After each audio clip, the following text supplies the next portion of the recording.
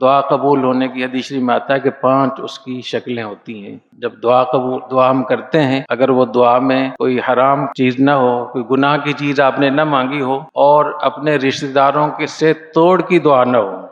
حدیث شریف میں آتا ہے جب بھی مسلمان کوئی دعا مانگتا ہے اس میں ناجائز چیز کی دعا نہ ہو اور رشتہ داری توڑنے کی بات نہ ہو تو اللہ اس دعا کو ضرور قبول فرماتے ہیں، چاہے اللہ تعالیٰ اس کو وہی چیز دے دیں جو وہ مانگ رہا ہے، یا آخرت میں اس کو ذخیرہ بنا دیں، یا اس دعا کی برکت سے کوئی آفت ٹال دیں۔ اور بعض روایات میں آتا ہے کہ اس دعا کی برکت سے اللہ تعالیٰ کسی مہلک گناہ کو معاف کر دیں، اور ایک روایت میں آتا ہے کہ اس سے بھی بہتر چیز دے دے۔ تو 5 شکلیں ہوگی۔ نمبر 1 وہی چیز مل جائے، نمبر 2 اس سے بھی بہتر چیز مل جائے، نمبر 3 کوئی آفت ٹل جائے، نمبر 4 کوئی مہلک گناہ جو ہم سے ہو گیا ہے وہ معاف ہو جائے، اور نمبر 5 آخرت کے لیے ذخیرہ ہو جائے۔ اور فرمایا سب سے اہم یہی ہے کہ وہ آخرت کے لیے ذخیرہ ہو جائے، کہ جیسی ہماری آنکھیں بند ہوں گی اس وقت میں کوئی کام نہیں آئے گا، سب رشتہ دار چھوڑ کے آ جاتے ہیں کے حوالے کر دے جاتے، تو وہاں دعا آپ کا ساتھ ہو، قبر میں، حشر میں۔ اور دعا مانگنے کے بہت سارے طریقے ہو سکتے ہیں، کوئی پابند نہیں کیا گیا ہے کہ دعا آپ کیسے مانگے، لیکن 5-6 شکلیں صورت دعا کی طریقے ایسے آتے ہیں جو صحیح روایات سے ثابت ہیں۔ اس میں ایک تو مشہور طریقہ کہ دونوں ہاتھ سینے کے برابر ہوں اور ہماری ہتھیلیوں کا رخ سینے کی طرف ہو، چہرے کی طرف، جیسے ایسے ہم دعا مانگتے ہیں۔ دوسرا ہے کہ بالکل اس کا برعکس کر دیں، ایسے اس کو دعا استعاذہ کہتے ہیں، کوئی پناہ مانگنا چاہتے ہیں اس چیز سے تو اس طریقے سے دعا مانگیں، ہتھیلیوں کی جو پشت ہے وہ آپ کی طرف ہو اور ہتھیلیوں کا رخ سامنے کی طرف۔ تیسرا طریقہ یہ ہے کہ ہتھیلیوں کا رخ آسمان کی طرف کر دیں اور دونوں ہاتھوں کو پورا پھیلا دیں، بالکل ایسے۔ یہ نبی کریم صلی اللہ علیہ وسلم نے بدر میں، احزاب میں جو آپ نے دعا مانگی، اس کو دعائے تضرع کہتے ہیں، گڑ گڑا کر دعا مانگنا، بعد میں اس کو دعائے ابتہال بھی کہا ہے۔ تیسرا طریقہ یہ ہے۔ چوتھا طریقہ ایک اسی کا برعکس کر دیں، اپنے انگلیوں کا رخ، ہتھیلیوں کا رخ زمین کی طرف کر دیں اور اس طریقے سے دعا مانگیں۔ پانچواں طریقہ یہ ہے کہ انگلی جو شہادت کی انگلی ہے اس کو آسمان میں ایسے بلند کر کے اٹھا کر پھر دعا مانگیں، یا اللہ یہ کام کر دے، یہ بھی طریقہ ہے دعا کا۔ یہ 5 طریقے۔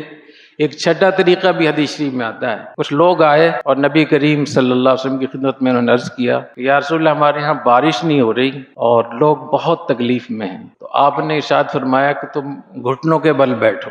تو آپ نے ان کو گھٹنوں کے بل بٹھایا اور ان سے کہا کہ انگلی ایسے کر کے اور اللہ تعالیٰ سے دعا مانگو، یا ربی کہہ کے دعا مانگو۔ تو انہوں نے اسی طریقے سے دعا مانگی اور ان کے ہاں پھر بارش ہوئی، دعا قبول ہوئی۔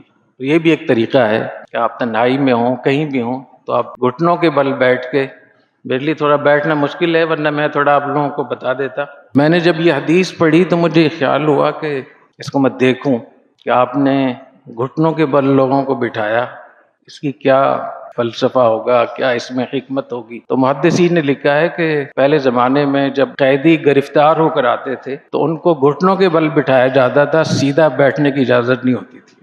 تو اس میں بھی یہ بتایا گیا ہے کہ یا اللہ ہم اپنے گناہوں کے قیدی ہیں، ہم تسلیم کرتے ہیں کہ ہم قیدی ہیں، ہم اپنے گناہوں کے قیدی ہیں، ملزم ہیں، مجرم ہیں۔ تو اپنے اعتراف جرم اللہ تعالیٰ کے سامنے اپنی ذلت کا اظہار، یہ اس میں حکمت ہے۔ تو اس طریقے سے دعاؤں کا اہتمام کرنا چاہیے۔ اللہ تعالیٰ ہمیں توفیق عطا فرمائے۔ باقی بغیر ہاتھ اٹھائے دعا مانگیں، زبان سے کچھ بھی نہ بولیں، دل سے دعا مانگیں تو بھی اللہ تعالیٰ دعا سنتے ہیں۔